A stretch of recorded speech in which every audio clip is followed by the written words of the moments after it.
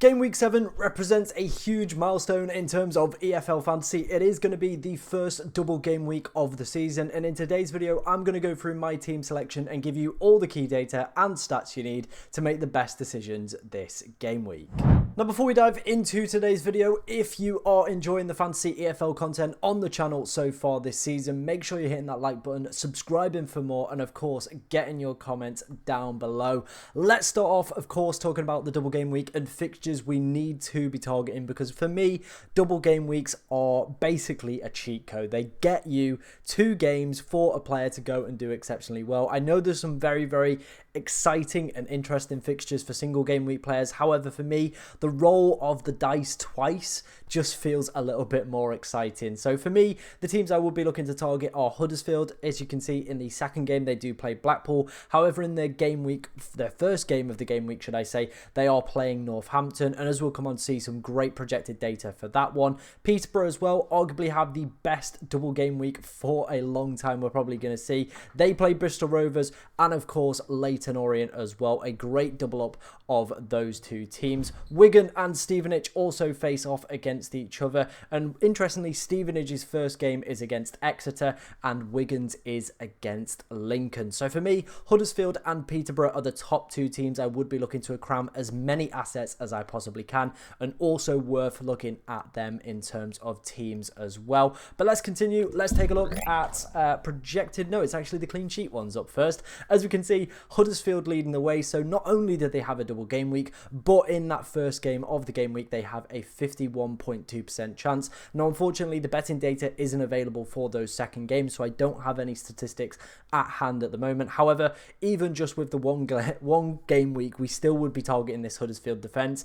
Now they've got a second game to go and pick up points as well. Definitely worth at least one player, maybe even the double up as well. Then everybody else on here is just a single game week club. But like I said, there are very tasty fixtures as well to be targeting if you don't fancy going for the double up. But for me, it does seem like a bit of a mistake if you don't go down that avenue for me personally. But let's keep this theme going. Let's take a look at projected goals. West Brom lead the way with 1.88. So Josh Maja going to be in a lot of people's teams this week. Could also be a decent captain option, and definitely a player I am considering. If I was to get one single game week player this week, it probably would be Josh Maja to go for as well. Huddersfield and Peterborough, though, again, make this list for projected goal numbers. So again, we don't have the numbers for their second game so far. However, right at this minute, I still think they would be teams I would be looking to bank just for a single game week, never mind with a double game week. So definitely worth some of their attackers and defenders for me personally within my side. But as we can see, it is a good week for the single game week games as well. So there is a little bit of a dilemma whether or not to go for double game week players or for single game week players. For me personally, I feel like there is probably only one player I would be considering from a single game week, and that is Josh Maja. It's a great fixture against Plymouth. The projected goals are looking very decent, and he has started the season on fire. That for me would be the only double game week, the single game week, player I would be considering. Everybody outside of that would have to be a double game week player. But that's enough about the team data. Let's go and take a look at my team selection for double game week 7.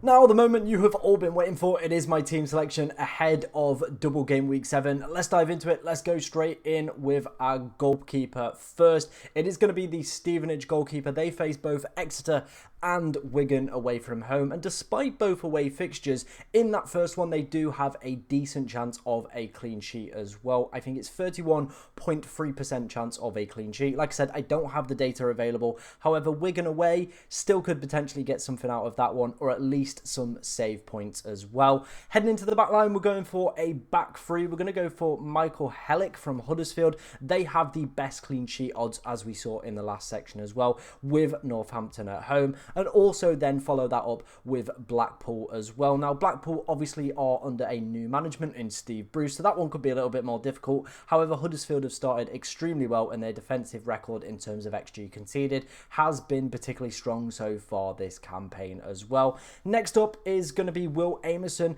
a centre-back who picks up a lot of additional points for Wigan. Now, the first fixture they do face is against Lincoln, and that is away from home and not the best fixture. However, that Stevenage one at home could be the turning point, and you would imagine there is, at least I would probably say, a good percentage chance of a clean sheet in that fixture for those. But with him having 2 games to go and pick up as many blocks, tackles and interceptions as possible, that makes it worth it over just a single game week defender for me, in my personal opinion. Next up is going to be Emmanuel Fernandez. He, again, picks up a lot of points for doing the tackles, the blocks, the interceptions, and for me, realistically, Peterborough have a great set of fixtures with, of course, Bristol Rovers at home and Leyton Orient at home as well. A great, fantastic double. Now, he did go off in the last game injured, so again, we will have to wait until the lineups do come out, and obviously, if he isn't featuring in there, we will swap him out for a different Peterborough defender.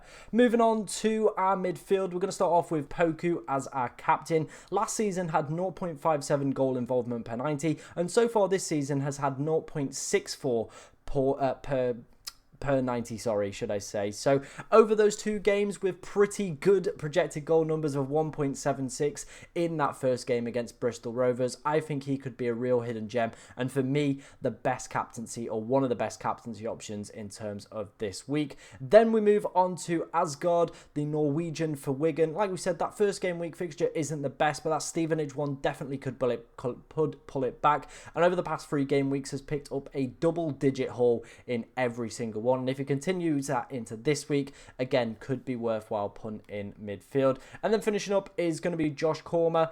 He has got 7.6 points per game, 1.09 goal involvement per 90 as well. And like we spoke about, have some of the best projected goal numbers for that first game. 1.76 on a normal week, that would be very, very good, and we would be looking to go for that. Plus an extra game against Blackpool, it all starts to make sense and does seem like one of the key spearheads in attack for Huddersfield this season. Let's go and take a look at our 2 teams that we are going for. First up is, I think, a pretty self-explanatory one. It is going to be Huddersfield. Like I said, that first fixture, 1.7 projected goals, 51.2% chance of a clean sheet, and a 69.2% chance of a win. Again, they've got a second fixture to go and pick up even more points. Same goes for Peterborough, a 60% chance of a win, 1.76 projected goals, and a 35.6% chance of a clean sheet. And again, they are facing bottom side Leyton Orient in the second game. The only change I think that I potentially could make prior to obviously any players not missing out could be that we could be tempted to go for Josh Maja. I really fancy him to do extremely well this week and could outscore some of these double game week players. But for me personally, I think we are going to load up on the double game week players. It's just worth it. You get a double roll of the dice, and especially those Peterborough and Huddersfield players for me are worth taking a gamble on. Let me know what you think of my team, and if you've got any questions about yours as well, get them in the comments, as we'll try to answer as many questions as we possibly can. But thank you very much for watching today, ladies and gentlemen, and good luck in double game week 7.